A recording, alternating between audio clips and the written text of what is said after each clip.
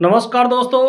जो मुख्यमंत्री जी किसानों के मामले में कल से उनका जो वीडियो वायरल हो रहा है, जो 20 और 30 दिन का जो किसानों के बारे में कह रहे हैं, उसका जो वीडियो वायरल हो रहा है। कुछ साथी ये भी कह रहे हैं कि इनका 28 मिनट का पूरा वीडियो देखो, तो वो भी हमने देखा है।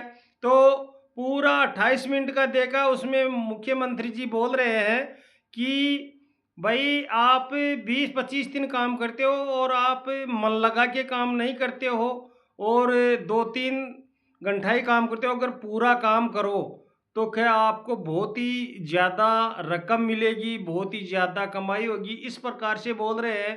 तो मैं मुख्यमंत्री जी से ये पूछना चाहता हूँ कि एक अध्यापक है, उसको कितनी सैलरी मिलती है? वो केवल भाई सुबह 5 घंटा अपनी ड्यूटी देता है और इसमें तो पूरा परिवार ही लगा रहता है। एक सोचने की बात है। और जो भी पद के अधिकारी हैं, उनका समय तो ना, किसान का कोई टाइम टेबल ही नहीं है। अगर 5 घंटा या 2 घंटा सरकारी कर्मचारी की निश्चित टाइम है, लेकिन किसान का तो कोई टाइम ही नहीं है। कोई फिक्स, रात को भी अगर कोई जानवर आ गया, तो उसको तो बेचारे को उठ के जाना पड़ेगा। आप तारबंदी का नाम दे रखा है कि हम आपके खेतों में तारबंदी लगा देंगे, लेकिन पूरे किसानों के पास में तो तारबंदी भी नहीं है। तो अपने रात में कभी भी जानवर, सूअर, गाय, तमाम प्रकार के जानवर आते रहते हैं, तो बेचारे किसान को तो उठना पड़ता है। और सरकारी कर्मचारी हो या बढ़िया हो या सेठ हो, उनका दुकान का फिक्स टाइम है सुबह से, लेकिन बेचारे किसान का तो पूरा फिक्स टाइम भी नहीं है। इसका कोई टाइम नहीं है फिक्स। रात को बिजली आ गई तो इसको तो बेचारे को कुआँ चलाने के लिए उठना पड़ेगा।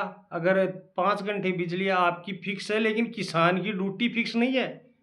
बिजली 5 घंटे आएगी तो आएगी, लेकिन किसान को अगर इनकी शिफ्ट चेंज हो गई, तो रात को आप देखोगे तो किसान को तो बेचारे को उठना पड़ेगा। है कि नहीं है? लेकिन किसान का कोई निश्चित टाइम नहीं है और पूरे परिवार के, जो भी छोटे से लेकर और पूरा बूढ़ा हो जाए तब तक भी वो बेचारा अपने खेत में लगा रहता है। जैसे अपनी सब्जी कर रहा है तो उसको डेली मंडी में जाना पड़ता है। और अगर खेती अगर घर पर कर रहा है, तो जो पिछले बेचारे रहते हैं, वो दिन भर उनकी निराई गुड़ाई, और सब्जी के भाव मिले तो सही है और नहीं मिले तो सही है। सब्जी का भाव आ जाए तो उसको बेचारे को कोई कभी कभी सब्जी के भाव आते हैं, वरना नहीं आते हैं। और लेकिन दिन भर, पूरे दिन भर लगे रहते हैं। और रही बात जो गेहूँ की, भाई जो गेहूँ के ये जो आप जो भाव दे रहे हो, तो ये भाव तो आज से 2014 की जो रेट चल रही है, आज 10 साल के बाद में आप 4 गुना करने की बात कर रहे थे। तो बेचारे के निराश तो होने का, ये पूरा आप 28 मिनट में बोल रहे हो, तो निराश तो हो चुके हैं और आलसी तो हो चुके हैं, क्योंकि पूरी रेट नहीं मिल रही बेचारे किसानों को। तो आलसी तो होना तय मुख्यमंत्री जी। अगर बेचारा जितनी मेहनत करता है, उतनी अगर उसको पैसा नहीं मिलेगा, तो वो बेचारा आलसी तो होगा ही मुख्यमंत्री जी। मैं आपको एक बात और बता देता हूँ। जिस दिन अगर मंडी में अगर सब्जी बेचने के लिए किसान जाता है, तो पूरे घर वाले पीछे से पूछते हैं कि आज सब्जी की क्या रेट बिकी। अगर तेज बिक गई, तो पूरे घर वाले हैं सब्जी तोड़ने के लिए, निराई गुड़ाई करने के, बूढ़े से लेकर बच्चे तक उस खेती के अंदर लग जाएगा।